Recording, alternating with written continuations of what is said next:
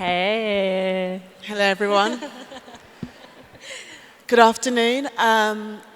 We're so happy to be here today. I am Muchaneta, the editor-in-chief of fashioner.com. Basically, I write about the merger of fashion with technology, and I'm super excited to be interviewing Shaylee here on stage. Shaylee, I'm going to let you introduce yourself before we begin. Hey, I'm Shayli Harrison. I'm Australian, as you can hear. I graduated the Fashion Department in 2018.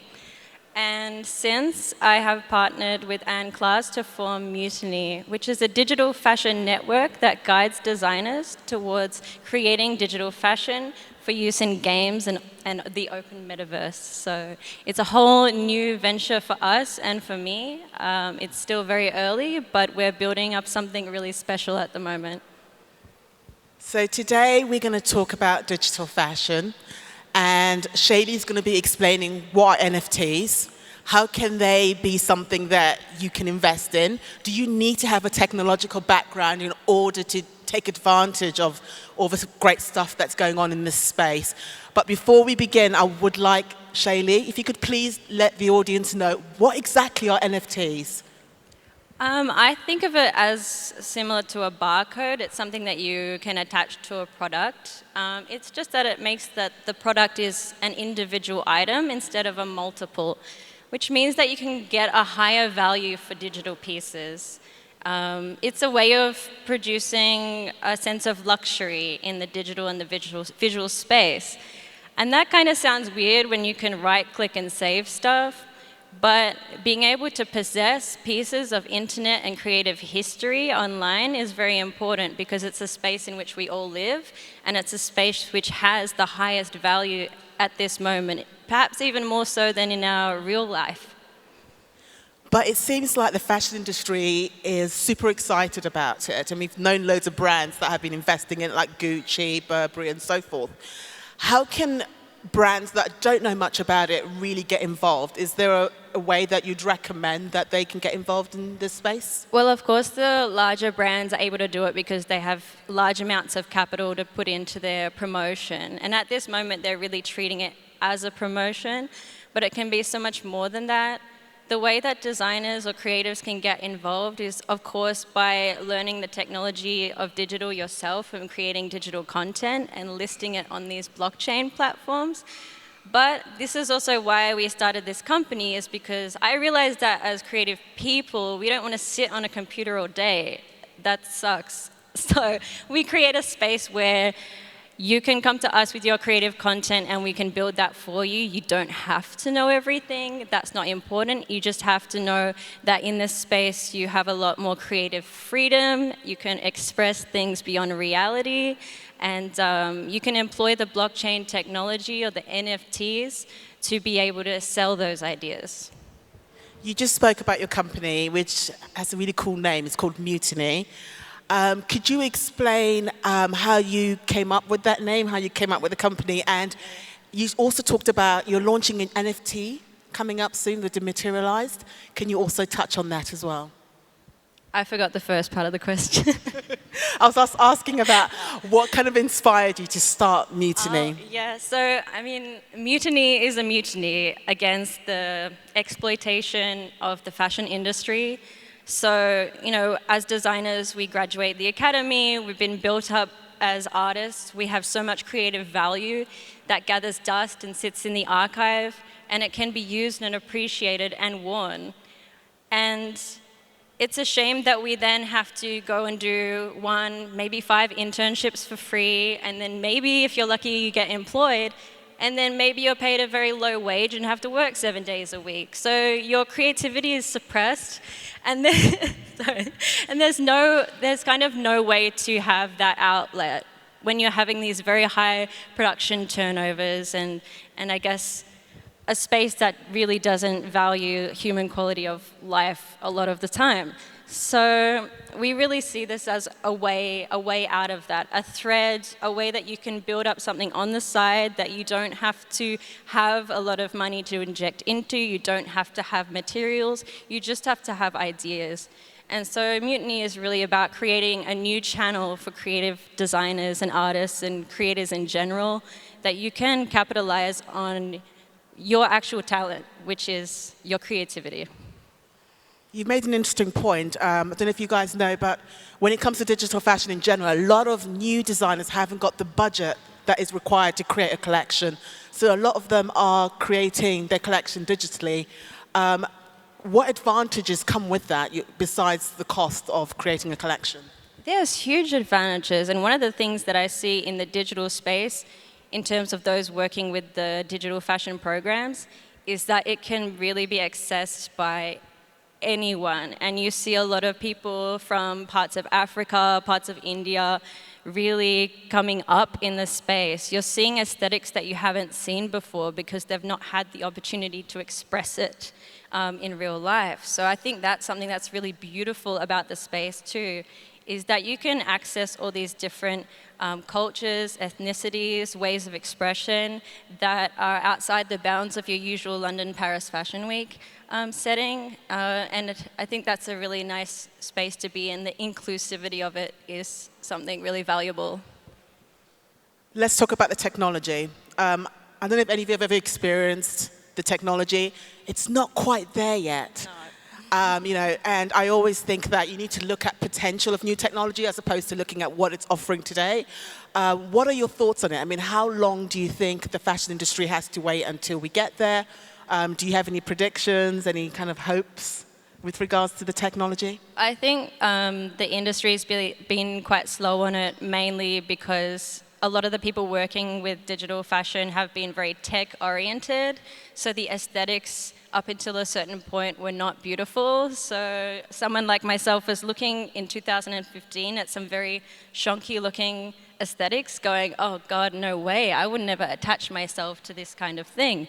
But we're seeing now that this tech is moving very, very fast, and there's a large community mobilizing towards a future of the open metaverse, if anyone's heard of these terms before, but creating a virtual world that is our social media. So instead of having Facebook, Instagram, you have a virtual space. You have an avatar, you have a way of showing your digital assets, your 3D NFTs, you have a social space to catch up with your friends. So it's the internet, but visual and self-expressive and not confined to the barriers of these Facebook interfaces. As a person who is pushing forward this different type of technology, do you think that if the fashion industry invested more in innovation, that we will be able to move a lot more faster, like the other industries, like the sports industry and so forth? They really invest in technology. Do you think fashion should be able to do the same, basically, to push forward this new technology? Definitely, and the audience is there. Gamers and game players and game developers are no strangers to self-expression. You just have to go to a cosplay fair. Everybody loves dressing up, and this is the point at where we meet, is this idea of dress-ups and alter ego and free expression. So there's an audience that is very, very hungry to play more dress-ups in the virtual world. We just have to bring ourselves there. Can you see brands like H&M, Zara, the kind of brands we're all familiar with, the high street ones, getting involved in this type of technology? I'm sure they will, and I'm sure at a certain stage everybody will have to, but it's a new audience that everybody has to learn. It's not your typical fashion audience. It's very random. You have to think of who are gamers. What do they want? Do they want a hoodie, or do they want devil's tails and, I don't know, horns?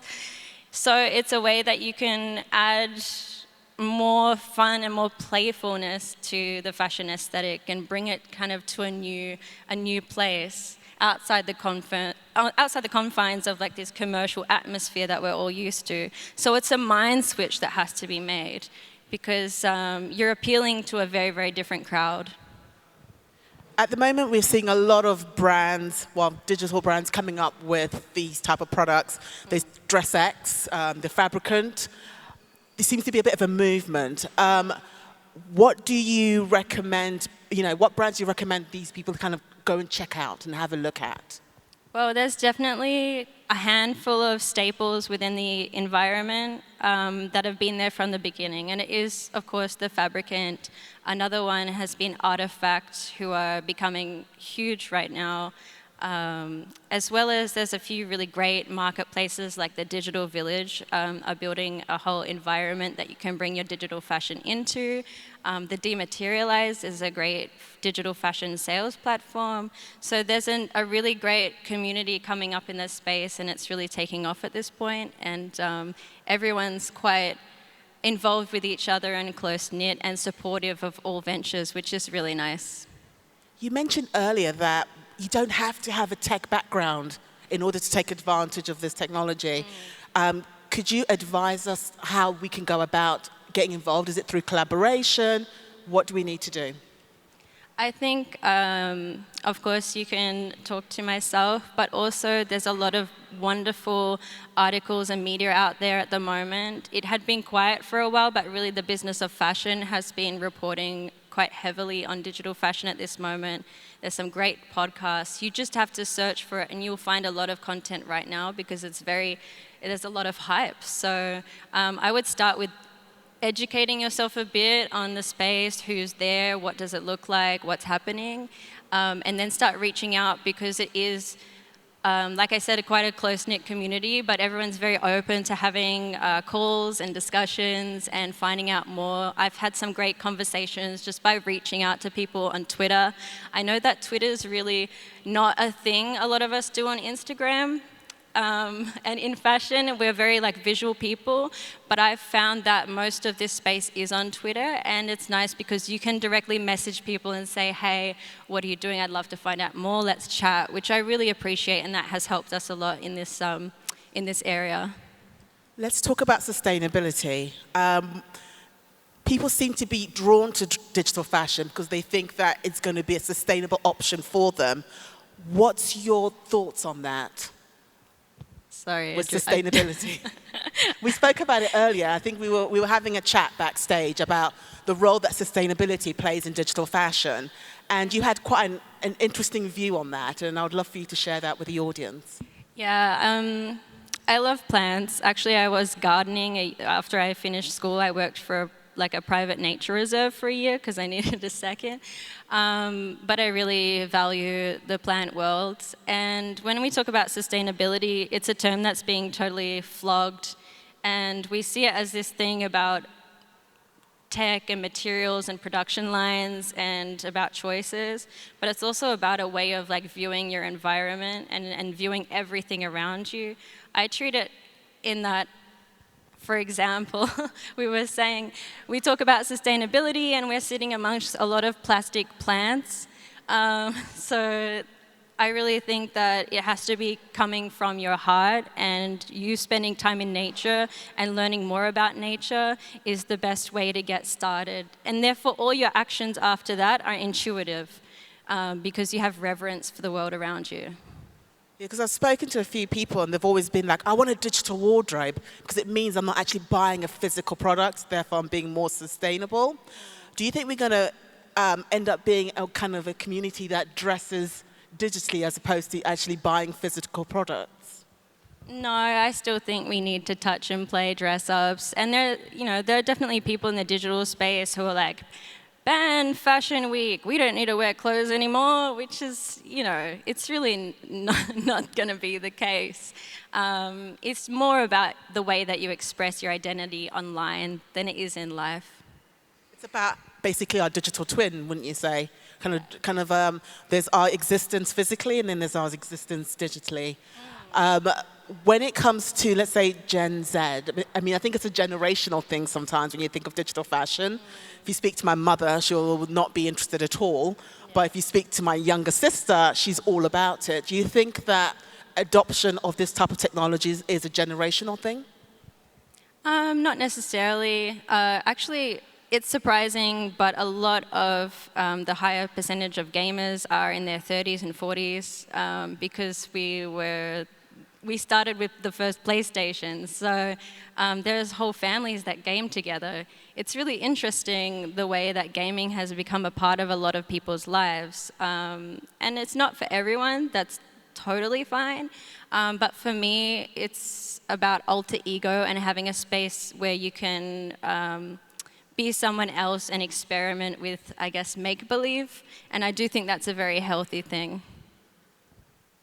So what role could the fashion industry play in this space? You know, because I feel like they're dipping their toe, but not quite committing.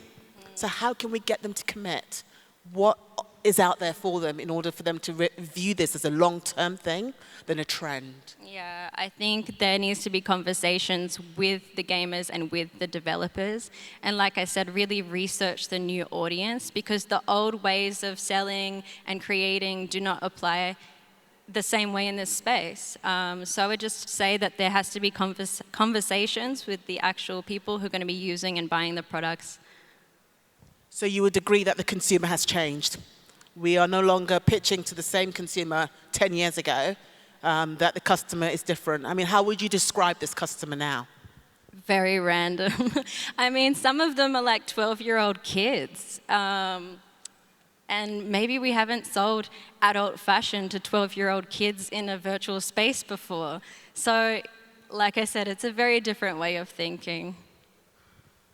How can someone who knows nothing about the space experiment with it? Is there any kind of path that you recommend that an individual could take? I think that depends, of course, on from what area of fashion you're within. But I think for designers, it's a nice way to start thinking about where your original ideas come from and how to build an entire world or narrative around it. Because you're not just creating a 3D item, you're creating a story. When you don't have a physical product, you have to bring value. And that value comes in the idea, the story, who you are, your background. And that is how value is created. So I think that you have to go to the source of your ideas. Think cinematically, think sound, camera angles, lighting. Every little thing can be customized, which is why it's so exciting, is that it's not just about a fashion idea, it's about the seed of which you designed from. We talked about education when we first met, and how the education system, if you go to fashion school these days, to learn about all these new innovations can be pretty difficult. And that a lot of people that are already in the fashion industry need to figure out how they can also educate themselves. Are there any sources that you recommend for somebody who wants to educate themselves about all this new innovation so they can kind of keep up with what's going on? I mean, it's always going to, a lot of the time it's always going to be self-education, because we do have this amazing access to learning online. So a lot of the 3D programs, there's great tutorials all over YouTube. There's definitely a way in if you're excited and ready to take the time to learn. On the other hand, I do think it's really interesting, even for a school like Antwerp, where people are more, I want to say, cut and paste and need to work physically. I think it can be a really interesting and really beautiful collaborative experience to partner with. There are some upcoming schools that work with the digital fashion programs to partner the creative design students with the digital fashion technicians, which is also what we're doing. So I think these can be really nice ways of working together. I think another way of learning about this space, besides educating yourself, is through collaboration.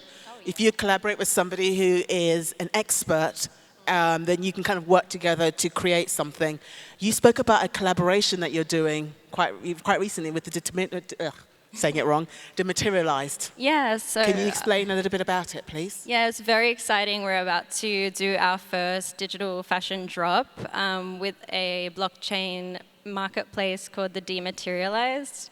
And we've collaborated with my friend Stefan Karchev, who I'm wearing today. And we produced some of his archive pieces for the space, all in digital. So people are buying just the digital items, but we are doing one thing as well, which is called phygital, which is a funny little word. It's like physical mixed with digital, where you buy the digital item and at the same time you get the real fashion item. And I think that's a really interesting entry point for a lot of designers, is that you can kind of sync both of these things up and create some very interesting experiences for your audience. See, I like that idea. You know, I always look at digital fashion as being the middleman. Let's say you want to buy an outfit, but you're not quite sure whether you really want it. So you can buy the digital version of it, and if it looks good, you can then go and buy the physical. But if it doesn't, you can buy the digital version, which to me is a great way of being sustainable. Bringing it back to Mutani, I want to kind of find out how people can work with you. Is there a way that people can connect with you, work with you, see your work? Well, it's very early days for us. I'm holding on to a lot of really fun assets at the moment because we're waiting for a few different blockchain platforms to launch. So we're also quite dependent on the marketplace.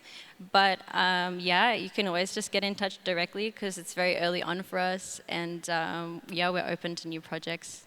I noticed you mentioned blockchain quite a few times. I'm not sure if any of you know what blockchain is. Sorry. Do you mind just letting people know what is blockchain? Okay, so the NFT codes, they are all tracked on a system called blockchain. It's a database. And why it's interesting is because it's decentralized, which means that there's no owner.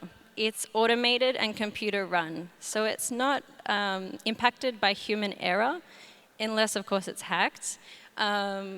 But it's great because everything you make and everything you sell, you can always see. You always have authorship, ownership. So you can see who has your item down the line as well. You can always see who trades it, how much they traded it for.